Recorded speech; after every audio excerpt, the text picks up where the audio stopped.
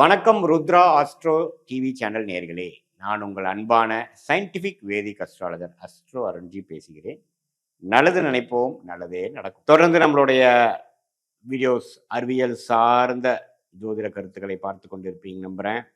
Scientific வேதிக் astrology முறை வந்து எப்படி செயல்படுகிறது, எப்படி நம்மளுடைய போன ஜென்மத்தில் செய்த பாவ புண்ணியங்களுக்கு ஏற்ப இந்த வாழ்க்கையில் தக்க பலாபலன்கள் நமக்கு வந்து தேடி வருகிறது, எப்படி வாழ்க்கை சம்பவங்கள் உருவெடுக்கிறது, சாதகமான சம்பவங்கள் சாதகமற்ற சம்பவங்களுக்கு எப்படி நம்மளுடைய போன ஜென்மத்தில் செய்த பாவ புண்ணியங்களுக்கு தகுந்த மாதிரி கிரகங்கள் எப்படி வந்து நம்மளை வழி நடத்துகிறது, கிரகத்தின் ஸ்தானபலம் திக்பலம் திருக்பலம் இருக்கக்கூடிய அமைப்புகள், கோச்சார அமைப்புல ராசிக்கு கோச்சார அமைப்புகள் பார்ப்பதும் தசாபுக்திகள் லக்னத்துக்கு அடிப்படையில் பார்த்தும் எப்படி நம்ம ஒரு ஒரு விஷயமும் வாழ்க்கையில வந்து அடுத்தடுத்து நடக்க போகிறது, எது மாதிரி ஒரு தன்மையில எது மாதிரி ஒரு திசையில டைரக்ஷன் நம்ம வாழ்க்கை போக போகுதுங்கிறத துல்லியமா நம்ம சயின்டிபிக் வேதிக் அஸ்ட்ராலஜி முறையில பார்த்து கொண்டிருக்கிறோம். அந்த முறையில இந்த வீடியோல பாத்தீங்கன்னா தனுசு ராசிக்காரர்களுக்கு 2025 ஜூன் மாதம் எப்படி ஒரு மாதமாக எப்படி ஒரு பலாபலன்கள் நிறைந்த ஒரு காலகட்டமாக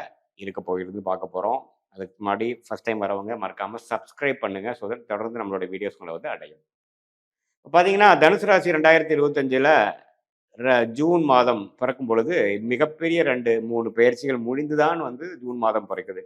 மார்ச் 29ஆம் தேதி 2025 2-3 மாதங்கள் முன்னாடி பார்த்தீங்கன்னா சனி பயிற்சி நடந்து 3ஆம் இடத்து சனி 4ஆம் இடத்துக்கு போய்விட்டது.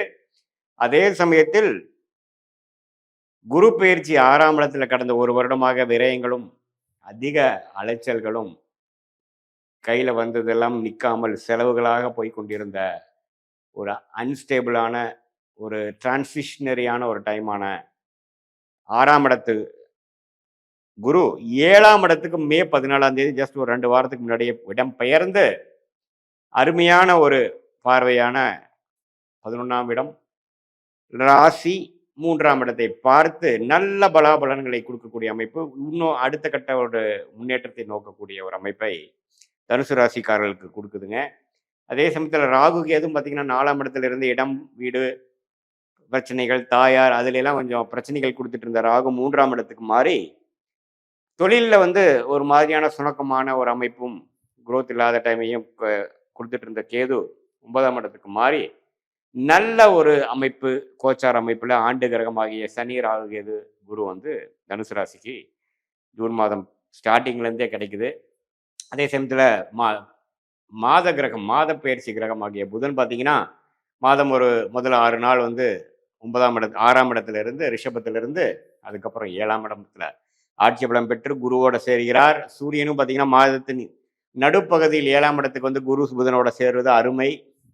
ஸோ செகண்ட் ஆஃப் பார்த்தீங்கன்னா அருமையான ஒரு அமைப்பு. ஏன்னா 7ஆம் இடம் வலுப்பெறுகிறது, புதன் அருமையான ஒரு ஆட்சி பலம் பெறுகிறது, குருவோட சேருகிறார், சூரியன் சேருகிறார். அதை சூரியன் குரு புதன் பார்த்தீங்கன்னா முற்பூட்டு கிரகங்கள் ஒரு அருமையான யோகத்தை கொடுக்கக்கூடிய அமைப்புகள் இருக்கு தனுசு ராசிக்காரருக்கு. ஸோ மாதத்தின் செகண்ட் ஆஃப் வந்து படிக்கிறவங்க, வெளிநாடு போகணும்னு நினைக்கிறவங்க, காம்படிட்டிவ் எக்ஸாம்ஸ் படிக்கிறவங்க, எக்ஸாம்ஸ் எழுதுறவங்க, அவங்களுக்கெல்லாம் அருமையான பலன்களை கொடுக்கக்கூடிய ஒரு மாதமாக ஜூன் மாதம், குறிப்பாக சொல்லணும்னா செகண்ட் ஆஃப் வந்து தனுசு ராசிக்காரர்களுக்கு வருகிறது.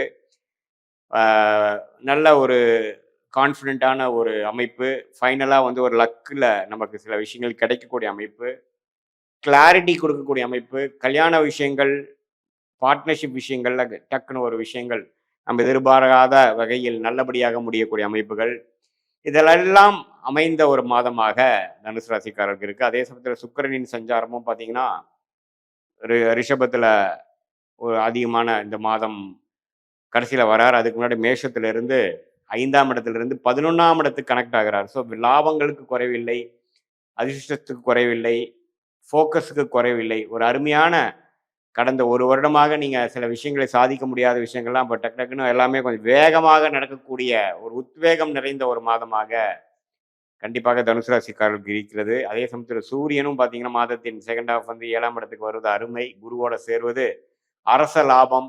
அது 9ஆம் அதிபதி பாக்கியஸ்தானாதிபதியாகவே சூரியன் வந்து தனுசு ராசிக்கு நல்ல பலன்களை கொடுக்கிறார்.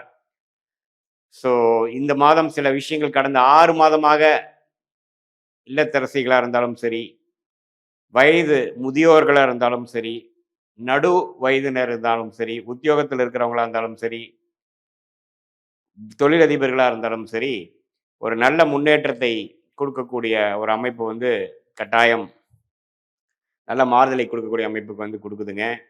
எதுன்னு கேட்டீங்கன்னா, தனுசு ராசிக்கு இந்த ஜூன் மாதம் அருமையான ஒரு மாதமாக இருக்கிறது.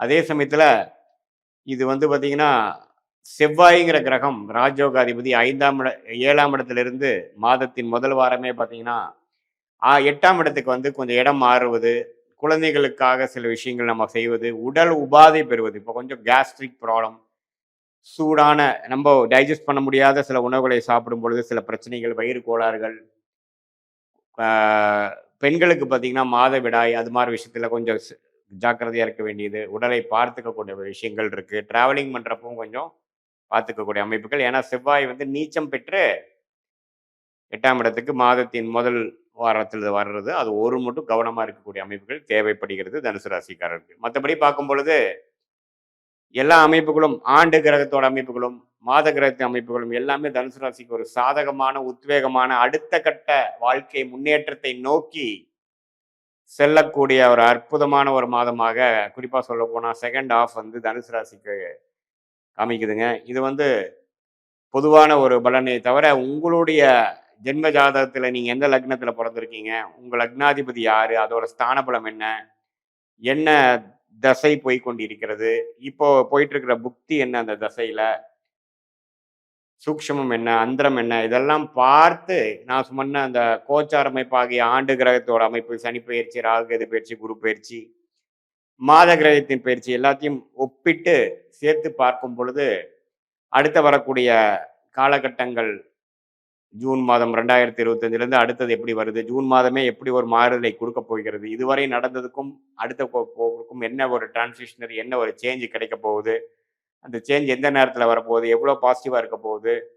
அது மாரி விஷயங்கள்லாம் கண்கூடாக நம்ம பார்த்து, இன்னுமே நம்மளுடைய short term, long term benefits, results, direction இதெல்லாம் எப்படி இருக்கப் போகிறது? உங்களுக்கு இருக்கக்கூடிய கேள்விகளுக்கு வந்து தக்க பதில்களை நம்ம வந்து துல்லியமான சயின்டிஃபிக் வேதிக் அஸ்ட்ராலஜி முறையில கோச்சார் அமைப்பும், தசாபுக்திகளும் மிக்ஸ் பண்ணி நம்ம பார்க்க முடியும்.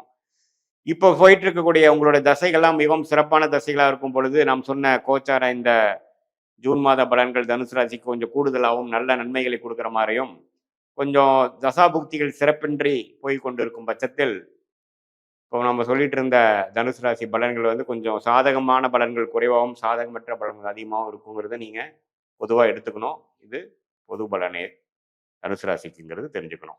மீண்டும் மற்றொரு காணொளியில் சந்திப்போம். நன்றி, வணக்கம்.